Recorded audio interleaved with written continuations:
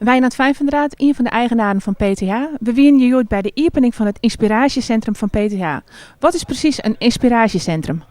Inspiratiecentrum is eigenlijk een centrum waar alle moderne technologieën die er aankomen, die het nog net op de markt zijn, toond worden. Dat doen we te jaren met fabrikanten. En we laten onze grote klanten en geïnteresseerden zien wat er mij mogelijk is. Wat de mogelijkheden zijn voor hun toepassingen. Als je hier als bezoeker binnenkomt, wat zie je dan? Je ziet in eerste instantie denk ik een hele grote hege ruimte. Dat is een soort televisiestudio die we hier maken.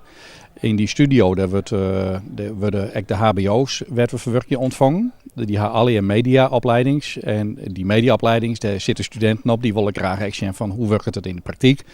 En we laten hier hele nieuwe technologieën zien voor televisiestudio's. Onder andere ledlampen. Vanochtend hebben we deze geerkomst hoorn en het wordt net warm in de ruimte. Wils er nog geen airco in zit.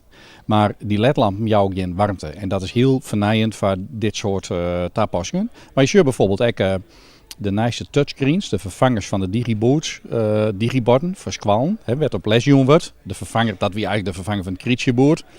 Dat zijn digiborden worden, met beamers, maar die jouwen net zo volle licht. Dat is wel een beetje een klacht van die technologie. En hier hebben we de nieuwste touchscreens met een formaat van ongeveer 90, 94 inch al bijna.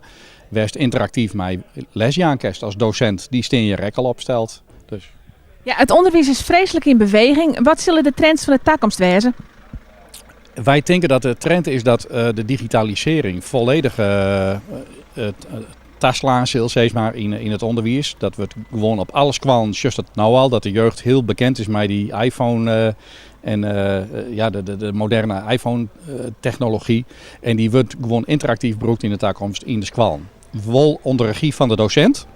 Kijk dus dat het nou is, alleen dan jouwt volle meer informatie over het leergedrag van de studenten. En dat is een technologie die absoluut trots zet. Ja, voor jezelf, de toekomst van PTH, het einde is nog lang niet inzichtelijk het mij.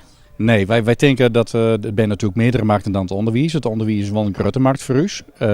Maar wij denken dat die markt alleen nog maar groter wordt. Omdat in Duitsland hebben ze ongeveer 10% van hun totale begrutting. Die besteden ze aan het onderwijs. En in Nederland is het ongeveer 6, maximaal zo'n procent. Dus wij rennen wat dat betreft wat achter. En wij verwachten eigenlijk dat ik in Usland heel wat schoen wordt naar Duitsland. Onze grote broer, waar we eigenlijk toch van leven. Want de meeste goederen gaan die kant uit. En wie hang je heel wat aan hun. En dat zei ik wel een neus.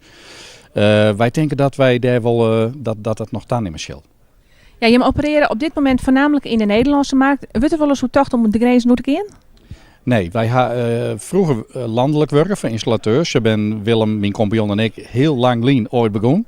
En we hebben heel bewust gekozen om ons gebied liedje te maken. Meer focus. En dan met name op het gebied van die digitale technologie, voor presentaties en dergelijke. En wat we wel eigenlijk ambiëren is om nog wat breder actief te wezen. Want het is hier ding dat we qua audiovisuele apparatuur in de gebouwen werkzaam binnen. Maar als nou bijvoorbeeld een klant als de Gasunie neemt, werd wat zien hier van werk je mee. Ja, daar hebben we bijvoorbeeld ook alle cameratechnologie leveren voor observatie en bewaking van hun gebouwen. Dat had met veiligheid te krijgen. Die markt is heel groot en u wordt ik vragen vanwege de digitale technologie die daar in beschikbaar is, om daar meer in te doen. Dat is heel specialistisch. Nou, PTH is in elk geval nog lang net uitspelen, hak wat er al. Nee. We vinden het mooi. We vinden het mooi met onze mensen. Ik ben heerlijke mensen om mee te werken in dit gebied.